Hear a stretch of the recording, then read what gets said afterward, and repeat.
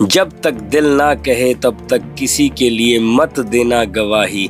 मिट्टी का घड़ा गोल लेकिन लंबी होती है सुराही। बेवजह मत भरना कलम में स्याही, बेवजह मत चलाना किसी भी दिशा में तीर। फिर चाहे प्रलोभन में मिल जाए खीर, वक्त से पहले ना हुई रांझे की हीर। मेहनत करा कीजिए क्योंकि हर बार साथ नहीं देती यह कमबख्त तकदीर। जय हिंद व्यूअर्स, आज के एपिसोड 7 में बात करेंगे तेजी और हैप्पी सर के बीच होने वाली पहली ऑफिशियल मीटिंग के बारे और साथ ही में मिलने वाली कुछ लाइफ लेसन्स की, जो कि तेजी को मिलेगी हैप्पी सर से लेकिन बड़ी सहजता से। साथ ही बात करेंगे पैशन वर्सेस प्रोफेशन के बारे। बेहतरीन कनेक्टिविटी के लिए देखिए previous chapters, link is in the description box. चलिए शुरू करते हैं चैप्टर 7। ड्राई फ्रूट यानी रूडेस्ट सेक्रेटरी का यह मैसेज सुन कि happy sir is calling you inside his cabin, मेरे मन के अंदर जितने भी नेगेटिव विचार बने थे उस लड़की यानी ड्राई फ्रूट के बारे, सभी अचानक से निल हो गए और मैं एक्साइटमेंट से भर गया। ड्राई फ्रूट ने कैबिन की ओर इशारा कर रास्ता दिखाया और मैं मस्त चाल चल दिया। जैसे ही कैबिन में मैंने पहला कदम रखा, मेरी पूरी की पूरी बॉडी रिजुवनेट हो गई, या यूं कहूं कि आत्मा तृप्त हो गई। क्या गजब की सात्विक खुशबू थी कैबिन में, मानो कि वह स्पेसिफिक पल थम से गए हों। इससे पहले कि मैं संभाल पाता खुद को कि हैप्पी सर की स्माइल ने मेरा नशा कई गुना और बढ़ा दिया।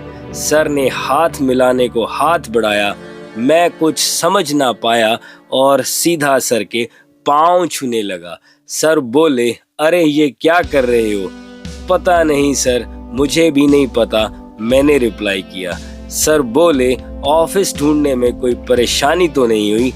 जी बिल्कुल नहीं, मैंने आंसर दिया।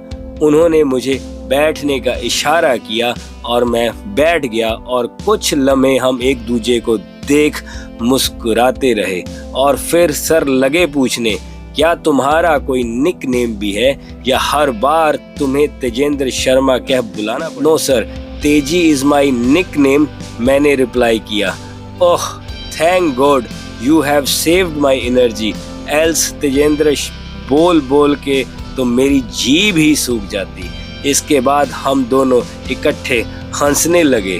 क्या जबरदस्त पर्सनैलिटी हो तेजी, तुम भी।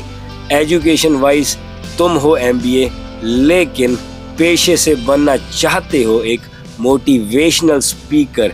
वाह भाई, इंटरेस्टिंग कैरेक्टर हो तुम। इससे पहले कि मैं कुछ रिएक्ट कर पाता, हैप्पी सर फिर से लगे पूछने, क्या तुम्हारे इस पैशन को घर वालों का सपोर्ट है? बस वाले सवाल ने तो मानो मुझे हिला ही दिया हो। आप 2 पल के लिए अपनी आंखें बंद कीजिए और इमेजिन कीजिए कि आप चेयर पर बैठे हैं बड़े इत्मीनान से, लेकिन अचानक से एक कीड़ा आपके कान पर काट जाए लेकिन उसका कोई निशान भी ना आए और दर्द ऐसी कि सही भी ना जाए। एग्जैक्टली कुछ ऐसा ही मेरा हाल था। जरूरी नहीं कि तुम इसका आंसर दो, हैप्पी सर ने कहा। नहीं, ऐसा कुछ नहीं है सर, मैंने मुस्कुरा कर कहा और बड़ी ईमानदारी से आंसर दिया। सर, मैं भी इसी सोसाइटी का हिस्सा हूँ जहाँ पर बच्चे को लाइफ की प्रॉब्लम्स को सॉल्व करने के लिए नहीं पढ़ाया जाता, बल्कि इसलिए एडुकेट किया जाता है कि वह कुछ पैसा कमा सके और उनके ऊपर की गई इन्वेस्टमेंट की मल्टीपल रिटर्न दिला सके। डिग्री लेने के बाद वह जॉब या रिलेटेड बिजनेस के जरिए खुद को और फैमिली को भी फाइनेंशियल स्टेबल कर सके। यही एकमात्र लक्ष्य रह गया है आजकल के एजुकेशन सिस्टम का। That's why learning has no more fun. We have produced quality engineers, doctors, business tycoons, but alas we have failed to produce quality humans. कोई भी इंसान किसी इंसान के दर्द को नहीं समझ पाता।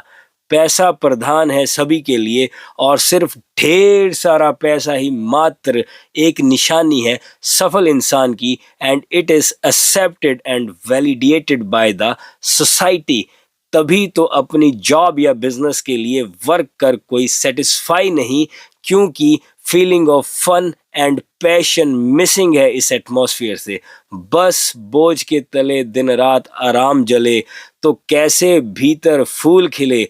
The science of gap between passion and profession ने मेरे और पापा के बीच के रिलेशन में एक गैप क्रिएट कर दिया था, जिससे मेरे अंकल, जो कि हमारे फैमिली फ्रेंड हैं, उन्होंने टेम्परेरीली फिल किया विद द स्टिपुलेशन 1 साल के अंदर मुझे अपने पैशन को प्रूव करना है, नहीं तो कोई भी 9 to 5 जॉब जो सूट करती मेरे प्रोफाइल के हिसाब से वह करनी होगी। बस अब यही समझौता ही हमारे रिश्ते की आधारशिला है। ये कह मैं खामोश हो गया और हैप्पी सर मुझे निहारते रहे। तो मेरा अनुमान सही निकला। I am sitting with a sincere Sikar. तुम एक लंबी रेस के घोड़े हो। ये कह उन्होंने मुझे रेस में दौड़ा दिया। मेरी कंपनी को एक बहुत बड़ा कॉरपोरेट कॉन्ट्रैक्ट मिला है जिसके लिए तुम्हें ट्रेन करना है। उसी के ही बाबत तुम्हें आज यहाँ बुलाया गया है और तुम्हारे ट्रेनर होंगे एस.एल. गामा। अब कौन है साहब एस.एल. गामा, जानने के लिए इंतजार कीजिएगा चैप्टर 8 का। जल्दी ही। अपना ख्याल रखिएगा। जय हिंद।